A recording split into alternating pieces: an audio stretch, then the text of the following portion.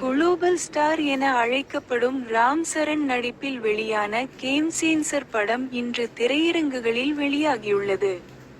கிட்டத்தட்ட 4 வருட தாமதத்துக்கு பின் இந்த படம் ரிலீஸ் ஆகியுள்ளது. RRR படத்தின் மூலம் பெரும் கிரேஸை சம்பாதித்த ராம் சரண், கேம் சேஞ்சர் திரைப்படத்தின் மூலம் அவர் தனது முந்தைய பெருமையை காட்டினாரா? கேம் சேஞ்சர் படம் சுவாரஸ்யமாக இருக்கிறதா?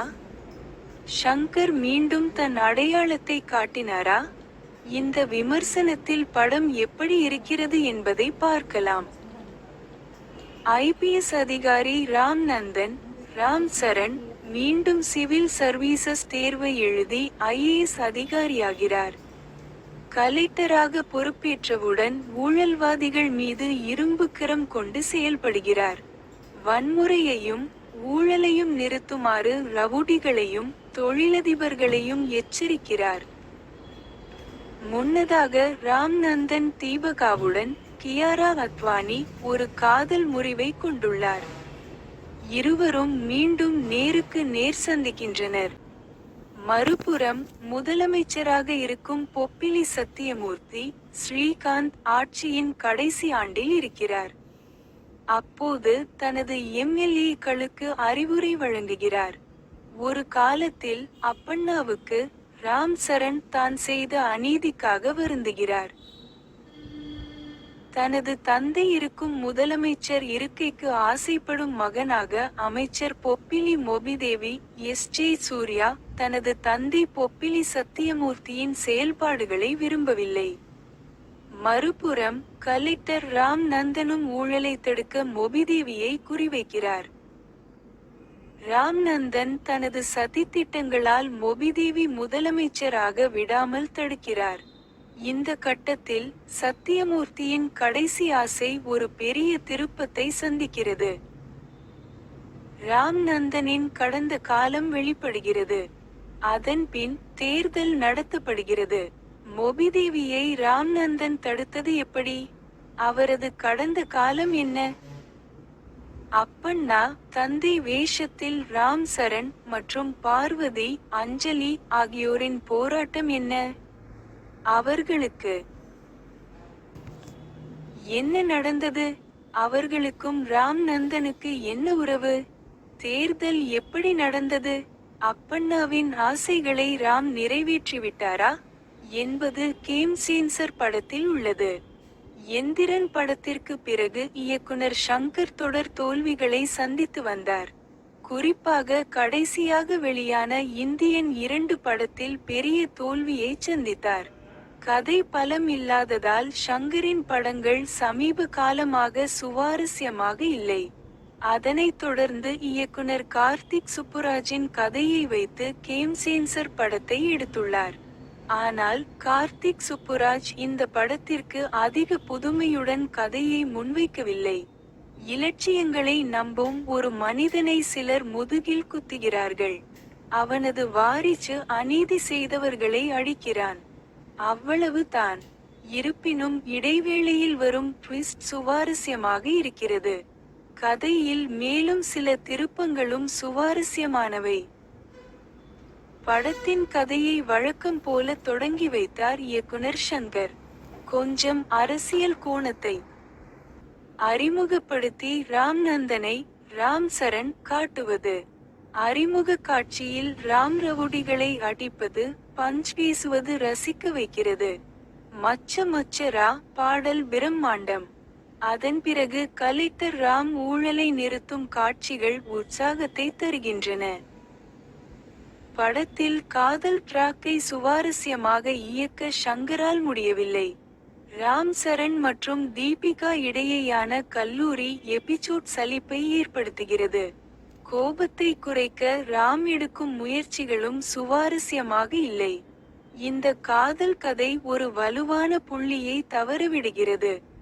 இதனால் முதல் பாதியில் கொஞ்சம் இழுபறியாக இருக்கிறது. ராம் ஏன் IAS ஆக விரும்பினார் என்பதற்கான காரணம் வேறுவிதமாக இருந்திருக்கும். ஷங்கர் சுனிலுடன் இன்னும் சிறப்பாக பயன்படுத்தியிருக்கலாம். அதுவும் பெரிய தாக்கத்தை ஏற்படுத்தவில்லை.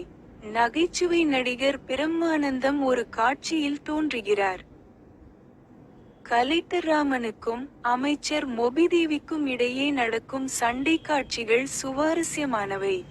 முதலமைச்சர் பதவிக்கான மொபிதேவியின் தேடலும் அரசியல் உச்சமும் நன்றாக இருக்கிறது. படத்தில் இடைவேளைக்கு 1/4 மணி நேரத்திற்கு முன்பு வரும் காட்சி சுவாரஸ்யம். குறிப்பாக இடைவேளை ட்விஸ்ட் படத்தின் மீதான ஆர்வத்தை அதிகரித்து இரண்டாம் பாதியில் என்ன நடக்கும் என்ற ஆர்வத்தை தூண்டுகிறது. படத்தின் இடைவேளைக்கு பிறகு அப்பண்ணாவின் போர்ஷனை சிறப்பாக செய்திருக்கிறார் ஷங்கர். மக்களுக்காக போராடும் இந்த கதாபாத்திரத்துடன் பார்வையாளர்கள் உணர்வுபூர்வமாக இணைவார்கள். ஒரு விதத்தில் ரங்கஸ்தலம் படம் நினைவுக்கு வருகிறது. அந்த அம்சமும் படத்தில் முக்கியமானது. மொத்தத்தில் அப்பண்ணாவின் கதாபாத்திரம் நீண்ட காலம் நினைவு கூறப்படும். அப்பண்ணாவை ஏமாற்றும் காட்சிகள் வருத்தமடையச் செய்கின்றன. மொத்தத்தில் பிளாஷ்பேக் எபிசோட் ஸ்ட்ராம். கேம்சேன்சர் பாடல்களில் ஷங்கரின் பிரம்மாண்டம் தெரிகிறது. ரா மச்சா மச்சா பாடலில் ஆயிரக்கணக்கானோர் நடனமாடியிருக்கின்றனர். பாடலின் செட் ஒர்க் செழுமையாக இருக்கிறது. சரணின் நடன ஸ்டெப்ஸ் கலக்கி இருக்கிறது. ரசிகர்களை கருணையுடன் உபசரித்திருக்கிறார்கள். படத்தில் நானா ஹைரானா பாடிய பாடல் எடிட்டிங்கில் நீக்கப்பட்டுள்ளது. கதையில் இன்னும் கவனம் செலுத்தி இருக்க வேண்டும். குறிப்பாக முதல் பாதியில் வரும் காதல் பாடலை சுவாரஸ்யமாக காட்டியிருக்க வேண்டும். இடைவேளையின் முதல் பாதியும் இரண்டாம் பாதியும் சுவாரஸ்யம். ஒரு காலத்தில் ஷங்கர் தான் சொல்ல விரும்பும் செய்தியை சரியாக சொல்வார். ஆனால் சுமார் 10 ஆண்டுகளாக போராடி வருகிறார். ஷங்கர் கொஞ்சம் இந்த படத்தில் பரவாயில்லை என்று தோன்றியது. கேம்சேன்சர் படம் மூலம் ஷங்கர் முழு மறுபிரவேசம் செய்திருக்கிறார் என்று சொல்ல முடியாது. இருப்பினும் அவரது சமீபத்திய படங்களுடன் ஒப்பிடும்போது இது நன்றாக இருப்பதாக தெரிகிறது. கேம்சேன்சர் படத்தில் ராம் நந்தன் மற்றும் அப்பண்ணா ஆகிய 2 வேடங்களில் கவர்ந்திருக்கிறார். சரணின் டயலாக் டெலிவரியும் தெளிவாக இருக்கிறது. நடன ஸ்டெப்களில் கிரேஸ் காட்டப்பட்டிருக்கிறது. எஸ்.ஜே. சூர்யா தனது நடிப்பிற்கு முழு நியாயம் செய்திருக்கிறார். கியாரா அத்வானி தனது அழகான தோற்றத்துடன் தன்னால் முடிந்தவரை சிறப்பாக செய்துள்ளார்.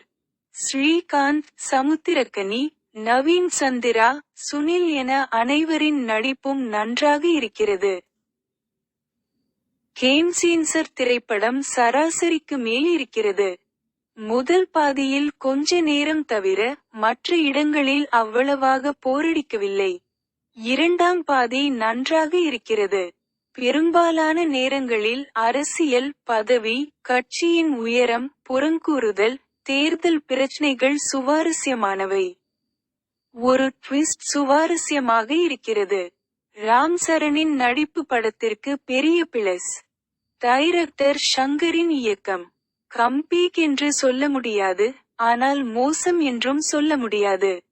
எதிர்பார்ப்புகளை சற்று குறைவாக வைத்திருந்தால் நீங்கள் இந்த படத்தை அதிகம் ரசிப்பீர்கள்.